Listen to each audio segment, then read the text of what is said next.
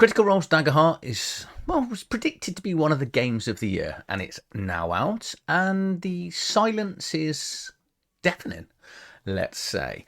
There doesn't seem to be as much around it. The hype coming into the book was massive. Lots of people were talking about it. It's now released. A lot of copies have been shifted. And, well, and I've played it, and I think I know why the silence is deafening. But let me get into where you can pick up the book. Well, you can't pick up the book. It's out of stock everywhere. The UK Games Expo, they had a few copies there. Several people bought multiple copies. I think we will see them appear at eBay for quite a significant increase. When I was talking to some of the representatives at the weekend at the expo, they basically said that the second reprint is already allocated. So, but you might not be too disheartened. I would suggest you watch this for a completely unbiased view based on my point of view. This is not going to be me just bashing on the book. There are lots of wonderful and incredibly good things it does. But what I think it does badly, it does incredibly badly, to the extent where, given the choice, unless someone was going to pay me, I don't think I'd ever play this game ever again. I've got so many better things and things that I enjoy more. And I had a quote that I watched from another YouTuber, and they basically said, is this better than 5th edition? And I'll tell you at the end exactly what they said and what exactly my thoughts were. And also whether I do think it's better than 5th edition. Is that even a high bar to set it up against? Right, before that, so let's just go over, as usual, to DriveThruRPG, where you can pick up the book. So you can pick it up Darrington Press direct. Say physical copies, you're going to struggle to find, I'd imagine, at any reasonable price. So you can pick up the PDF copies. PDF copies you're going to want to seek out the ones that include the cards.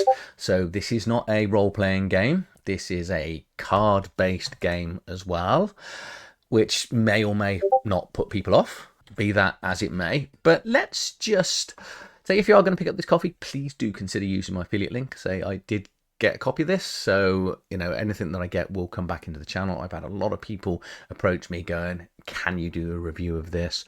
I say I have played it, and so this is based on my play and my several reads of the book. And as you can see, I'm not overly excited, but let's get through some of the good stuff, and sadly some of the bad stuff as we get through it. But cover artwork is, as I said in my sort of preview, it is absolutely amazing. I love the limited edition cover. I think is worse than this.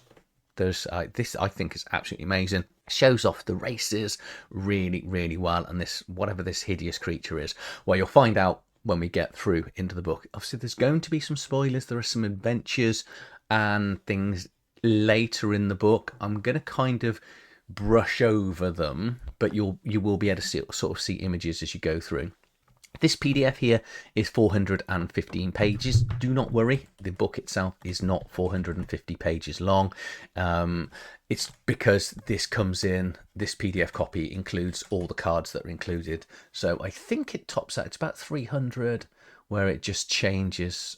Sorry, I'm just going to scroll, and you've got all the classes and stuff at the back. So yeah, the book itself, 366 pages, and then the rest of it is sort of the races and stuff, because again, people will either like or hate this, the fact that it's a very sort of plug and play system. You've got more than just a character sheet, but I'll explain as we get through. So good news, this is hyperlinked. So we're going to start off with some nice, great artwork. I love the artwork throughout. I think I've seen other people sort of go, it's a bit kiddie. I thought it was absolutely brilliant.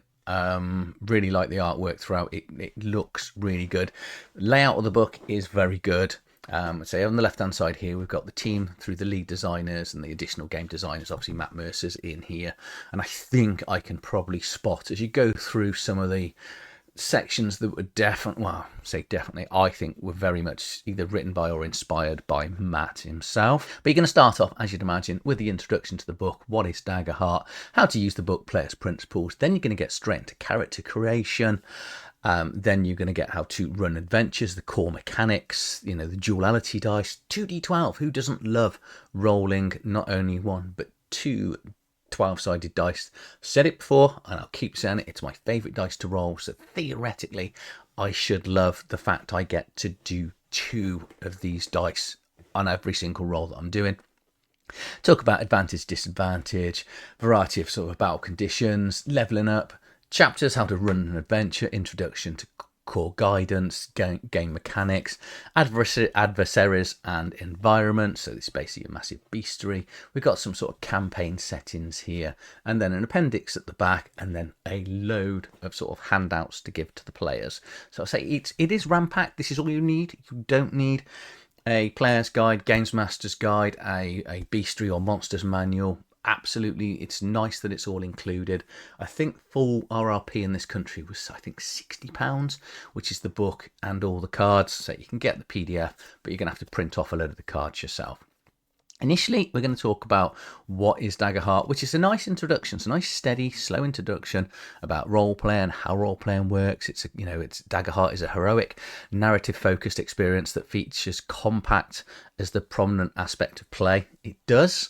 If you're a 4th edition fan of Dungeons and Dragons, it's got a little bit of a feel to that, but with far better social mechanics. So yeah, it's all sounding good. It's all sounding good. It does a lot of good, but where it goes down, it's kind of inexcusable in the style. We've got a load of touchstones here, so role-playing games that sort of lean towards, you should get an idea of, things like 13th Age, Blades in the Dark, Dungeons and Dragons, Mordifius, Shadowrun, variety of books.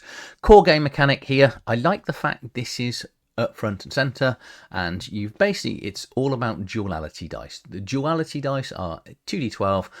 Pick them a different color. One's a fate dice, one is a fear dice. One is a hope dice, and one is a fear dice.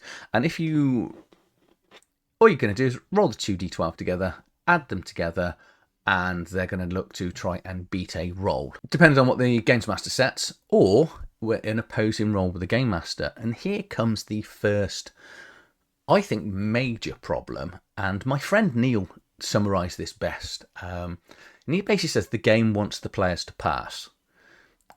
And it definitely does, because the Game Master gets a d20. So they can score anything from 1 to 20. Obviously, and there's an equal opportunity to get a 2 or a 7 or even a 20 on every individual dice roll. All the players roll 2d12s, so they can never roll a 1. They can go up to a maximum of 24, which is already 4 higher than the Games Master. But because of the way d12s work, and you get the sort of average roll, the average roll in a d12 is 6.5. So on average, you're going to gain 13, where technically the d20 is going to be 10 or 10.5, depending on your point of view. So you're already scoring 3 to 4 more on average. So you should beat the Games Master more often. And that, to me, is a huge problem. Because if you've got the players succeeding more often than the Games Master, there's not really much point in rolling. But I'll come on to where it gets worse as time goes on. But it talks about sessions and campaigns, the golden rule, ruling over rules. Critical Role talk about this a lot of the time. If the rule sort of stops a player from doing something, let the player do it and then come up with it on the fly. This is that game, and you can tell it's that game because there are no skills. There are attributes, and working off attributes is absolutely fine. Working it in a way that the players can do whatever they want, I like it. Ish. It'll come out as we go through, and what I don't like is the fact that it's quite hard to fail, and this is going to come out quite a lot as we go through this, because if the players aren't failing and there's no sort of jeopardy for anything they do, and there's no risk, and it's quite hard to die, which will come on when we get to the die mechanics, the players are going to have, the right type of players are going to have an absolute blast playing this.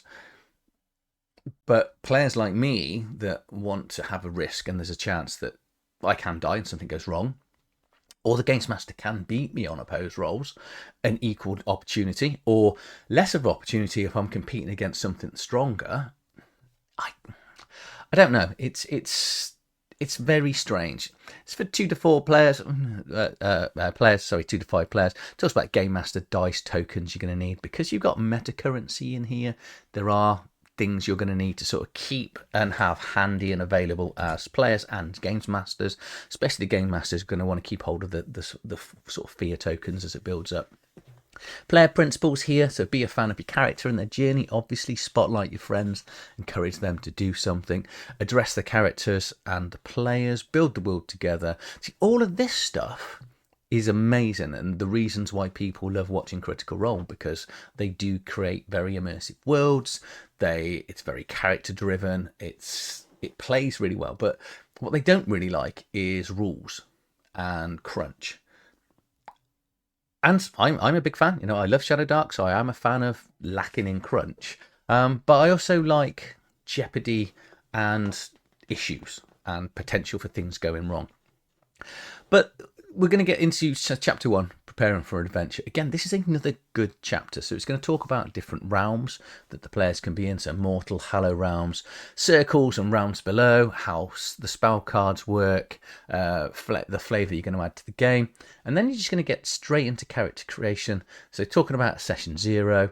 And character creation is nice and simple. And I was kind of surprised because I watched a few other YouTubers that talked about how there's a severe lack of character options. I think there's a lot of character options, unless that is you are a massive fan of 5th edition. Then you might find this lacking. But I'm used to having, a game where you've got 3 or 4 races, you've maybe got 6 or 7 classes to choose from. This has got loads. So you've got, what's this? I think, is it 10? Is it 1, 2, 3, 4, 5, 6, 7, 8, 9?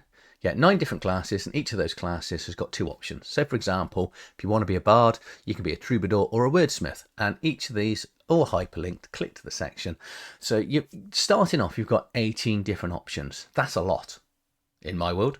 So I don't know why anyone's saying there aren't a lot of options in here. You'll then choose your heritage, which is, for most people, your ancestry, which is your race. And look how many's in here. There are, what's that, 3, 6, 9, 12, 15, 18 different races you can pick from. So it's 9 times 18 to the power of millions, which is, there's like tremendous amount of character options. So if you watch anyone that talks about lack of character options, I'm slightly confused as to what they think. How many more options that you're going to want. You're also going to get your background technically, which is your community. So where you were from. So, you're highborn, well-to-do type thing.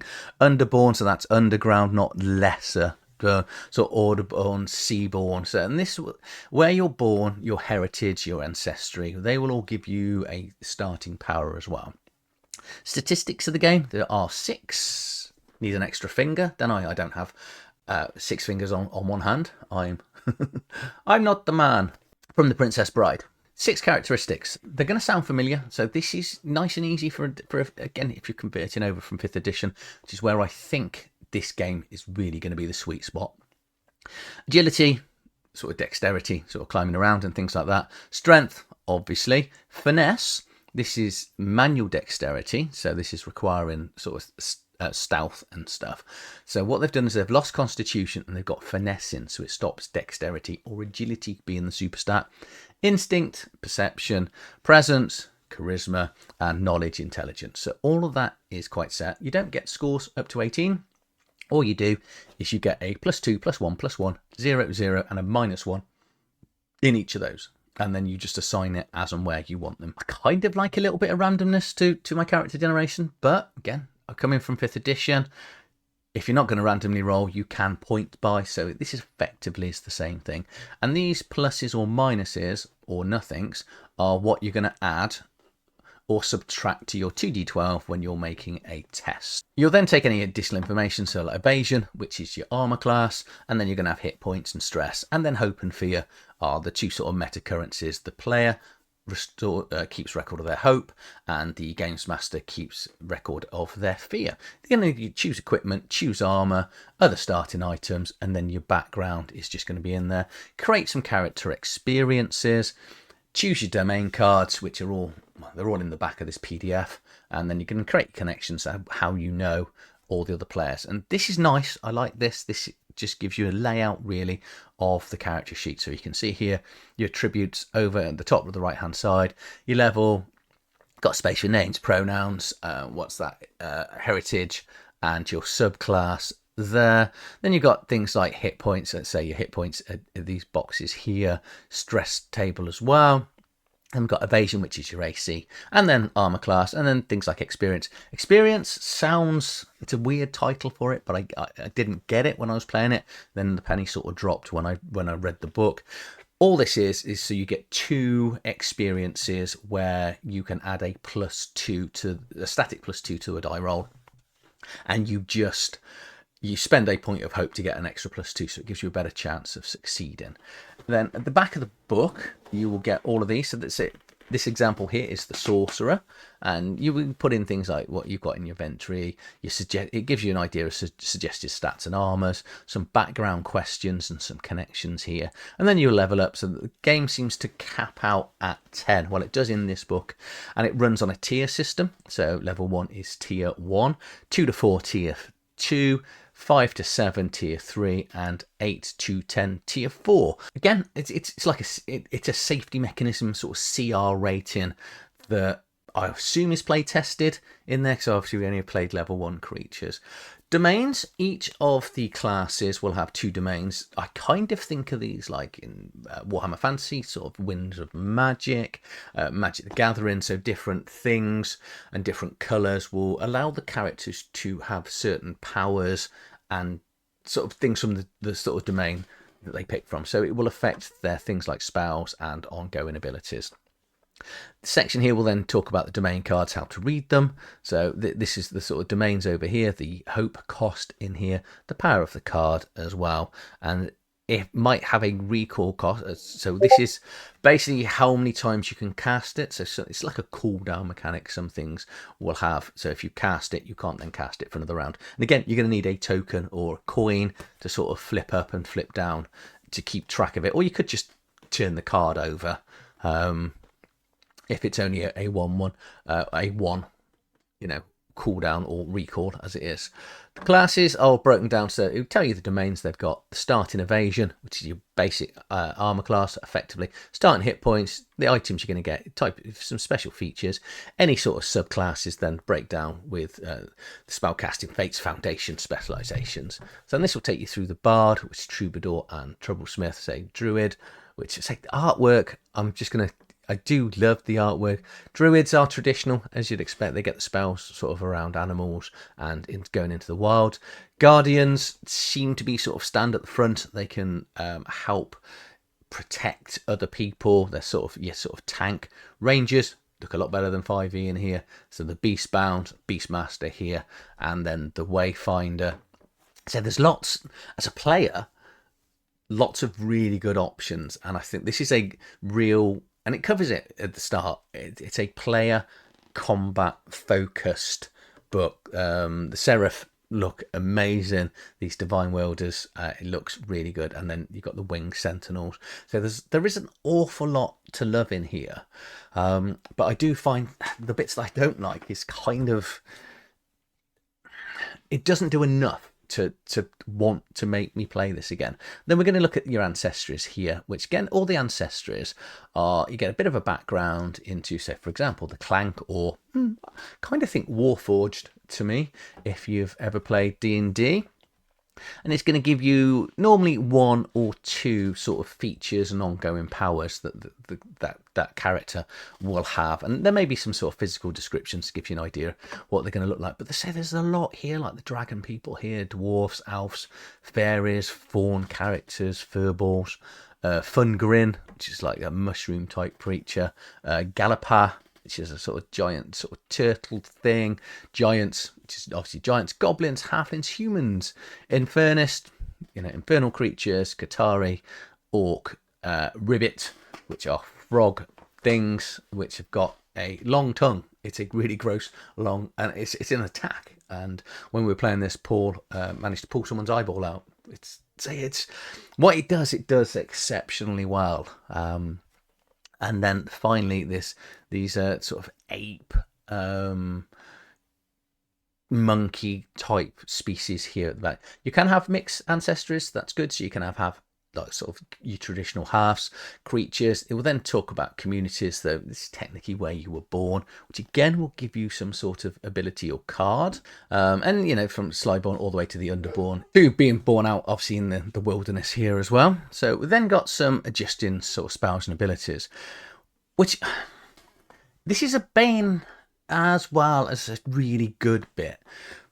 And it's going to depend on the players, because things like the spell casting, it's down to the player to describe how they work and how they interact. So if one of the casts is, let's say he's a druid and he does a sort of a ranged attack spell, it's down to the player to sort of describe, you know, what does it look like? You know, it's sort of like bees and wasps that sort of fly out from the end of your fingers, which is good in some ways, but it might be a little bit hard on some players that are sort of quieter or shyer. But hopefully it should help to sort of bring them out and sort of work. It should work to the player's advantage, because they're sort of learning how to roleplay. So it's a bit spoily. Let's save that till the end. Section here really about sort of role playing with disabilities. So it's, you know, it's a very inclusive book, and it discuss that. So, you know, helping here and ideas for sort of blind or visually impaired characters or deaf characters as well. Play and adventure section, so chapter 2 talks about narrative details, player and GM's questions, how the players and GMs answer the questions, choose resolve actions, and repeat the cycles. So this is a good section, because I didn't know whether it was the way the Games Master ran it when I played it, or it's the way the rules are written. And the rules are written in this way, and initially I'm a little bit uncomfortable, because there's lots of examples in this book, so it will help you as a games master. But so you know, you come into the town, you see 3 guards, describe them, is what the games master will say to one of the players. And I was a bit like, whoa, okay. And because they're helping build the world together, I love it. I really do like that. I think it's a really good idea. But now we're going to get into the game mechanics and a few of the things that I really... Well, there's one thing I really dislike, and it's just... We're just going to go through this in a minute, and there's no way of avoiding this. So, duality dice, it's a nice mechanic in principle, but I think the Games Master should be rolling 2d12s as well. But one of the bad things it does is... So, when you roll your two 12-sided dice, if they match the same, it's critical. Absolutely amazing. It's a really good mechanic, because if you roll, so let's say the difficulty to pass is 10, and then you roll a double 3, it's only 6, you failed. You haven't. That's a critical, because it's a double. Brilliant. Absolutely brilliant.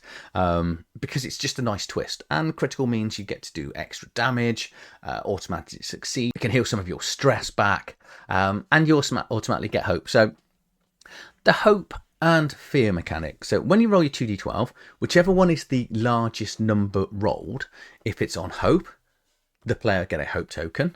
If it's fear, the Games Master gets a fear. You can succeed and still give the Games Master fear, and you can still have hope. The downside is you can still fail the roll and still get hope, which I thought was a little bit weird. But like a kid in a sweet shop, this game kind of wants to just give you sweets all the time without explaining. You have to pay for it somewhere, and the way it's kind of paid for is the fact that you get hope a lot, but it's limited to 6. The Games Master then on the flip side is going to get fear a lot, because again it's irrelevant as to whether you pass or fail the roll. There is a little wriggle where if you pass with fear, so you do pass the roll, but a slight complication kicks in, which I quite like. But I find it's a little bit too eager to give out, especially fear tokens. But the Games Master can only go on a failed roll or by spending fear to interrupt. And that brings on a huge problem, because very early on, it suddenly dawned on me. So the games master asked, right, who here wants to sort of have a look around and see what they can spot? And I was like, hold on. If all of us roll, most of the time, we're either going to get hope or you're going to get fear back. So it's down to the games master to sort of encourage the player or push the players to want to make checks. But in reality, if we just sat there and went, no, we're not going to look for anything, we're not going to investigate, the games master's never getting any fear back unless it just goes from one combat to another combat. Now, it's not going to be the most interesting of sessions, agreed, but kind of should be something to deviate away from that to stop it happening. Because if the games master calls for a save or a check, so if they're calling for a situation they want them to spot something, that doesn't involve fear or hope. Okay, so it's only when the players want to make a roll that the tokens can be given out. So to hit something, you've got to get over the evasion score. And then you get into this, what I initially thought was a really good point. So hit points, most characters will have between 4 to 7 or 8 hit points, it seems to be. And then you get this really interesting but incredibly flawed, and this is the bit where I was totally out, the damage threshold. And that's determined by the armor that you wear. So what I mean by this, so we've got here, so minor damage, major damage, and severe damage. So if it's 8 or less, they take 1 hit point damage. If you get in between, so you get 9 or up to 16, they're going to take 2 hit points damage. Anything more than that, so whether you do 17 damage or 300 damage, they're only ever going to take 3 hit points damage. Unless you bring in the optional rule here, which basically says a massive threshold. If you ever take damage equal to double the severe rating, mark 4 hit points. And we actually had that where we were fighting these creatures. I'm not going to say, because it's the free adventure that comes alongside the book. It's not free, is it? Obviously, you pay for it when you purchase the book. And we were fighting these creatures, and 2 of the players pulled off this amazing joint skill, which is a really good mechanic that's in the game. They did, it was about 35 points worth of damage, and because the way immunity works, which automatically halves the damages, and there's different things that move thresholds as well, they ended up doing 2 hit points worth of damage, where I used a different weapon type. I did something like 17 points of damage and I did 3. And it kind of really rubbishes that critical. But what it does for the players is it helps to keep the players alive, because the most damage they're ever going to take is 3. So you're never going to have that, well, you're going to struggle to have a big party wipe. And again, it's just another one of those mechanics that helps the game feel a little bit too safe for me. Because a lot of you can also just strike off, if you've got armor, strike off armor, which I'll just scroll back, sorry. It allows you to bring the threshold down by another 1. And if they've got armor, they can do that as well. So you could, there's a situation where they could be vulnerable to a certain type of damage. So they can take half damage.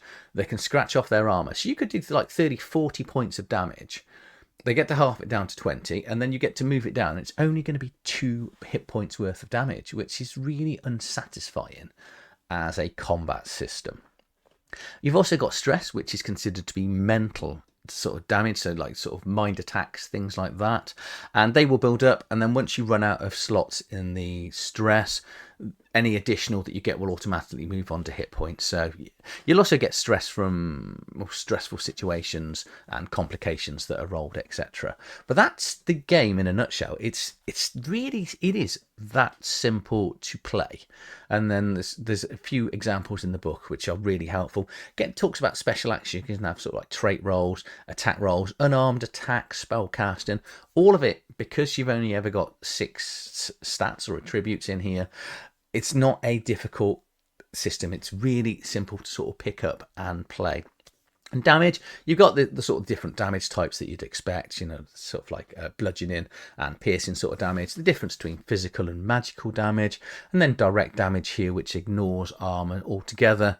So it's things like poison damage and stuff.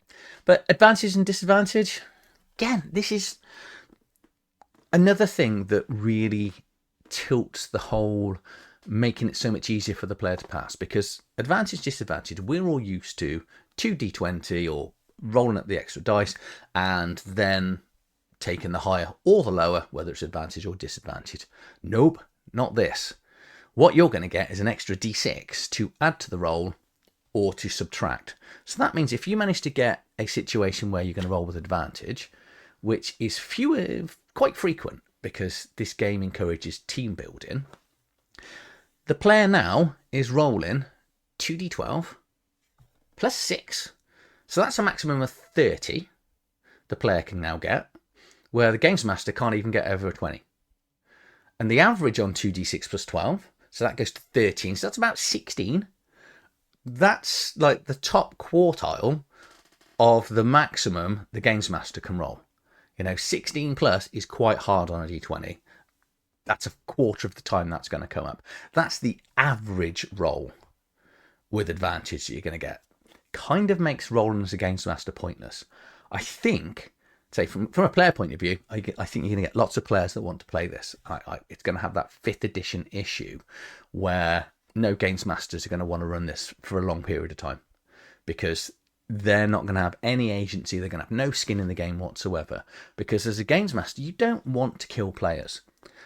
But sometimes you want to take them right to the edge so they feel like there's a threat. This game doesn't appear to allow that, because they're going to beat you on dice rolls nearly all the time. And if they're beating you on dice rolls, you might as well not bother rolling. Clearing conditions and countdowns is a good mechanic. I like this. You're putting dice down on the table and sort of rolling them down by 1 or 2 every round of different things that are going on. Gold. Let's get onto that. So downtime. I'll talk about gold and why I hate the gold when we do it now. This is lazy. There is no pricing in the game. Your gold is measured in handfuls, bags, or chests. When a handful, 10 is 1 bag and 10 times. So what the game doesn't do is have any prices for anything, any ideas for shops, or it gives you a loose thing. And it was always one of the biggest criticisms of 5th edition, especially when it comes to what's a magic item worth? 4 bags of gold. But I know why they've done it, because as an abstract concept on a live YouTube channel, having a made-up amount of gold is very quick. So if you want to play Critical Role games, this is going to be wonderful for you. So we then get into short rests and long rests. Short rest is an hour.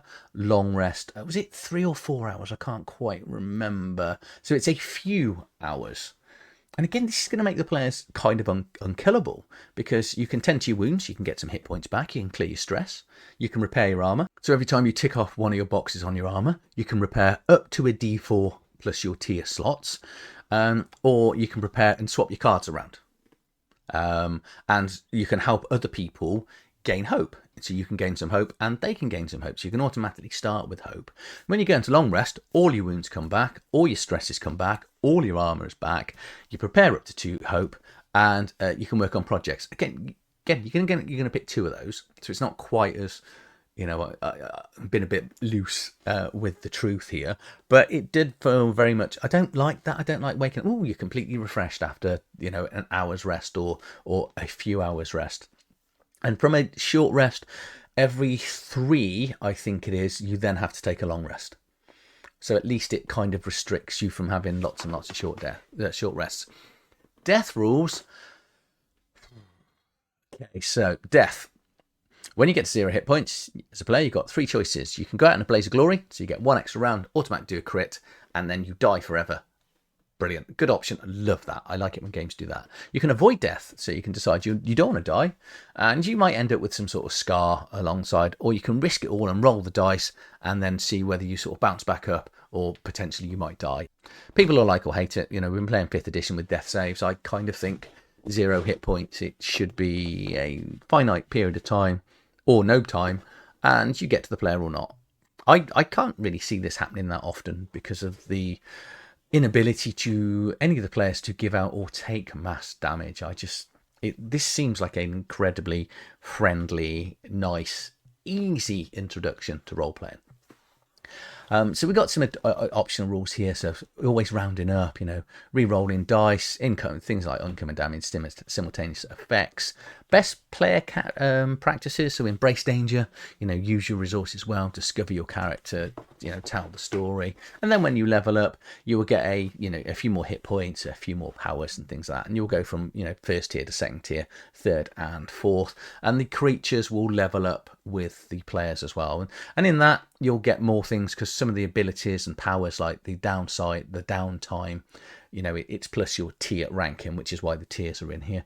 We then get to look at the equipment and charts in here, which will include all the magical weapons, and the sort of, as you can see, no real pricing in here because it's all a little bit abstract and based on the tier ranking, which will determine how many bags of things that you can buy.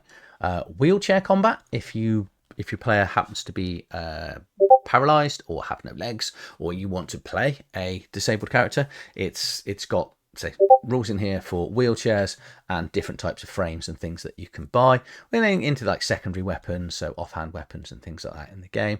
All your armor table is included in here as well. I'd say, again, constant phenomenal artwork, random loot tables and magical items in here as well. All the consumables you're going to need, and a really good example of play. So this game is so well. The book is so well written. You do come out of one or two reads, and you do pretty much know everything's in here. Rest of the book then is about running adventures, which the stuff that's in here you could pretty much take and apply to most games, and this is I definitely feel this was something that Matt probably had more sort of say over, because it talks about Games Master principles. This is the sort of stuff like Guy Slanders would talk about, like how to be a great GM. All of this is sort of pulled from some incredible games masters. So begin and end with fiction, collaborate at all times, fill the world with life, wonder and dangers. But also because of the way the game works, because you're getting the players to describe certain things, you are really sort of building that. I'm going to try and build this into my Shadow Dark campaign, and I'll say I'm taking aspects of this. It's a really good book for most. It's just let down by the rules, which that sounds horrible. It's not meant like that, but it's how I feel, because it's just it feels like playing a game on easy, which I just keep coming back to, which is what I find a little bit frustrating with the way the game's gone. So, obviously game players trust, cut to the action, ground the world in motives, reframe rather than reject, pitfalls to avoid. So, undermining the heroes, definitely a one should never be done. Always tell the players what to roll. I like that. I do like that. I think you should tell them to roll, not allow them to just pick. Obviously, agree with what they're going to go, and getting rid of scenes that drags out. Talk then here about sort of re-explaining the mechanics of the game, when to call for rolls, when to make moves within a game as well. So a move is what the player is actually going to be doing, if that makes sense. Avoid undermining success. There's nothing worse than a games master sort of belittling something. I actually get into the stage where I do feel genuine joy when my players pull off something amazing, and I think you're going to get this in abundance in this game. And because the players aren't going to fail that often, they are really going to go for it and do some incredibly interesting things. We'll then explain gaining fear, how to spend fear. So one thing I probably should have said, I don't really know whether, I don't think it's come up yet, but it would have been in the combat section. So the players all go first in a combat as a general rule, and they can go whenever they want. And the games master only get to go when a player fails a roll, or they spend fear. So they can spend their fear tokens to just jump into the initiative as and when they want, and each fear token they spend will mean that they can move or attack with different creatures. And as a general rule, all the creatures are only going to get one attack roll as well. So rolling difficulties here, so how to scale it for the players. So the average difficulty to get is 15, 10's easy, hard is 20, all the way up to nearly impossible 30. It says you can max out at 30 without a lot of difficulties, because most time you're ever going to get +2 as a player to that, unless you spend your experience, and you get advantage. So you could theoretically roll up to about 34, but it's going to be it's going to be a difficult roll to get up and achieve. We've got some examples here of difficulties and how it works, how to sort of gain advantage, disadvantage, how all the adversaries work in here as well. Countdown, love this section. You know, this is a physical die you put into the players, in front of the players, and you can put a D8 there. You don't tell them what's going on. Or you can say, you know, in the background you can hear, you know, voices or a loud roar. And then you just put a D8 out. And then everyone does their round. You do your bit if you're going to go. Turn it down to a D7. Players know something bad's coming. And it does this countdown for dynamic stuff. Advanced, there's a few advanced rules here. And then chase sequences as well. Longer term countdowns for things that are going on. And then it's going to break down, oddly, how the money works, which you'd think would be back in the equipment section. So that's probably, I think, the only weird placing that I really noticed in the books. How to work the NPCs, and then a good session 1, an explanation how session 1 is going to work, breaking it down, then how to run your sessions and stuff. From Games Master, I'm going to keep saying this, it's a great Games Master book, and you can use this with any other game if you've got it. But you might enjoy this, the 2D12 system. You know, a few of my players they want to run this, they want to play this, they're very excited. I don't want to. I generally don't. It's kind of, yeah, for me. I don't want to play a superhero in a game. I like the thought of things going wrong.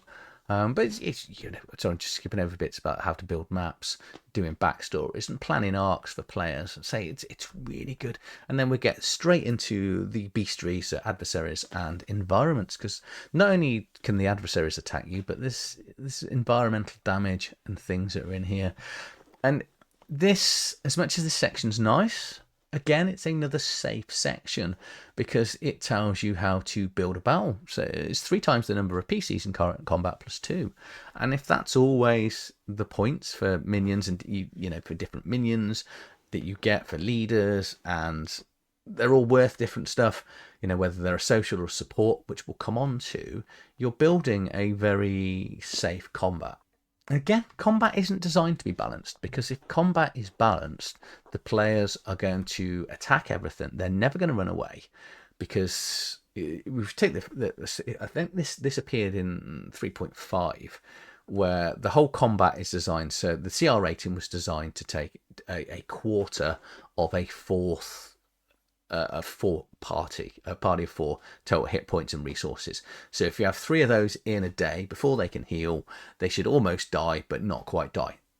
Balanced games mechanics.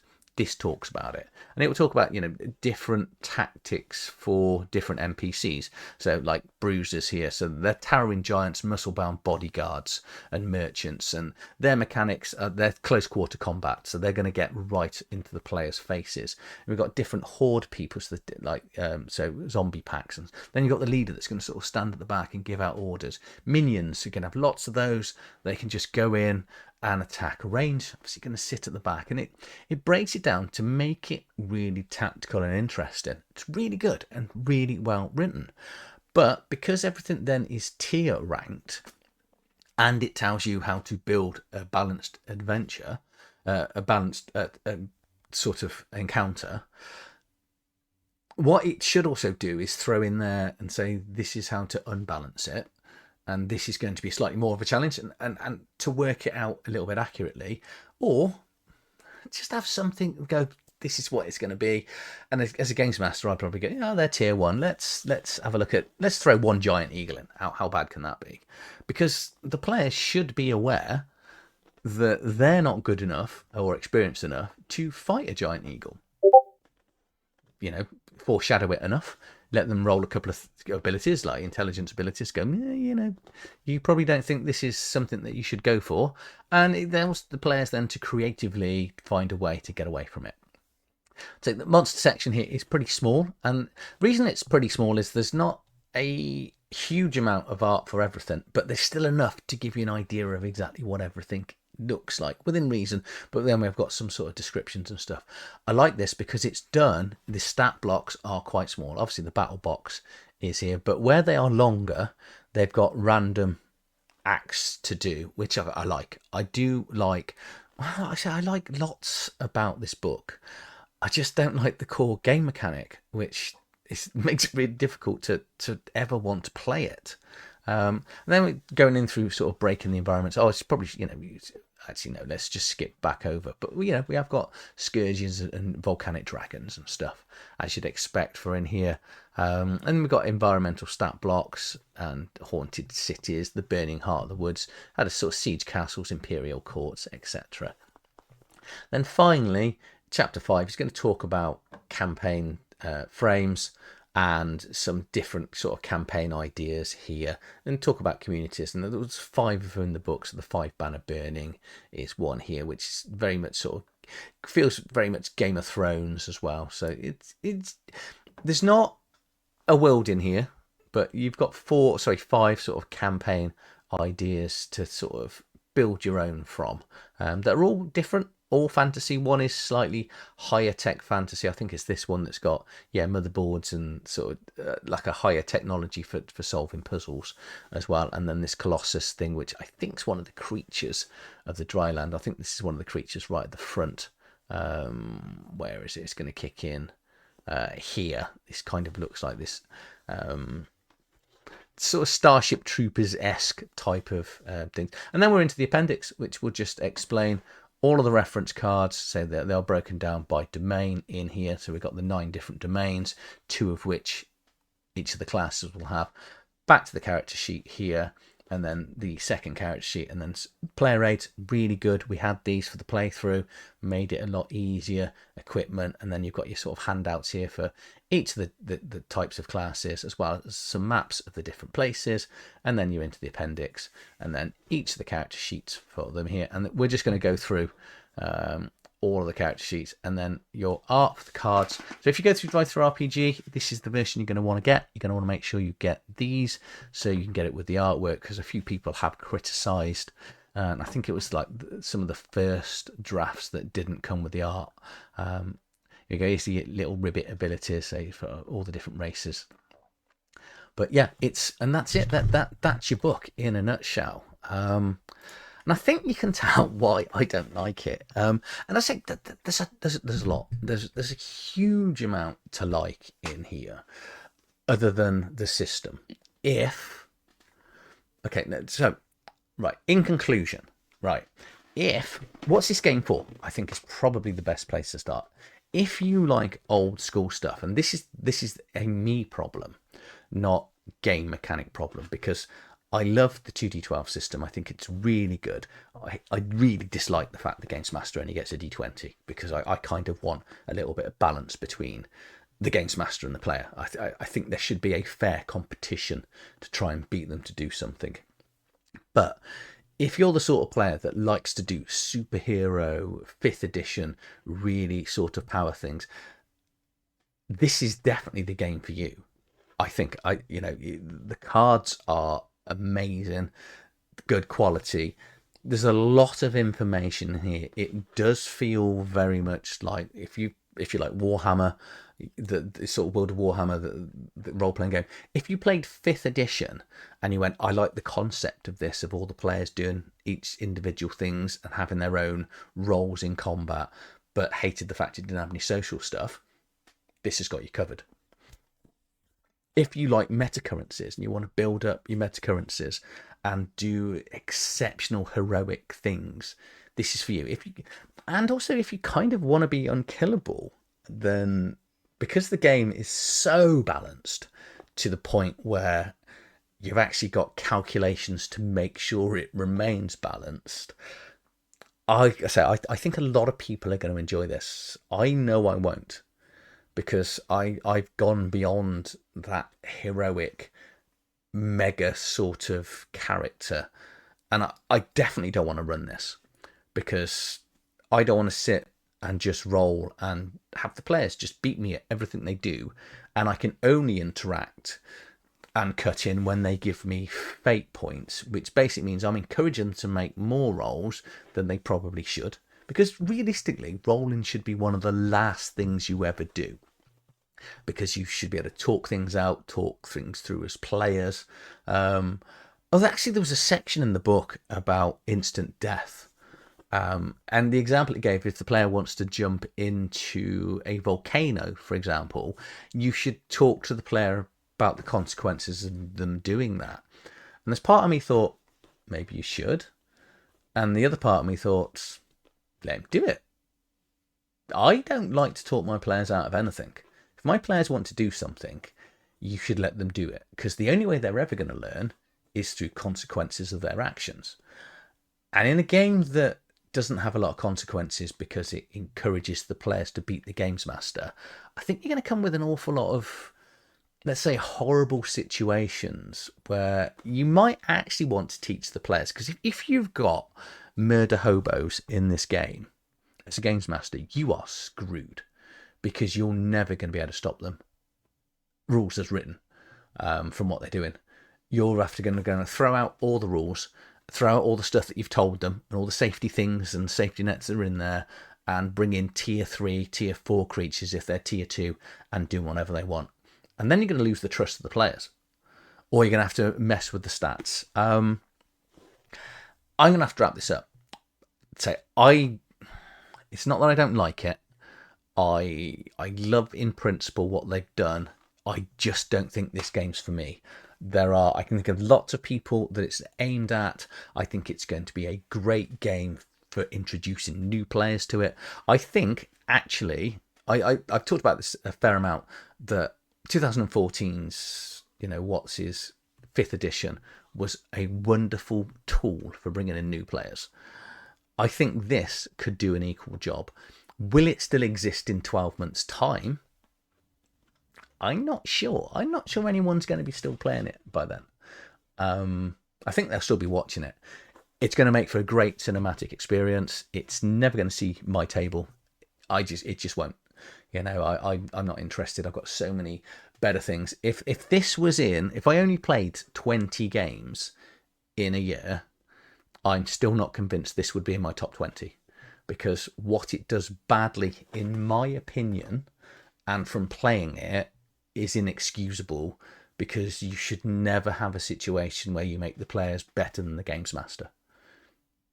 It's meant to be fun, and it's not going to be fun if they have no repercussions for their actions. So, to go back to the quote at the start, is this better or worse than 5th edition? And the comment was, they are both the same and they scratch different itches. And I agree. I do agree. But I honestly don't think they are both good enough to get on my table ever again. So that's just my thoughts. Let me know what you think down in the comments below. If you've enjoyed this video, please like, share, subscribe to the channel. I'll see you on the next video. Thank you for watching.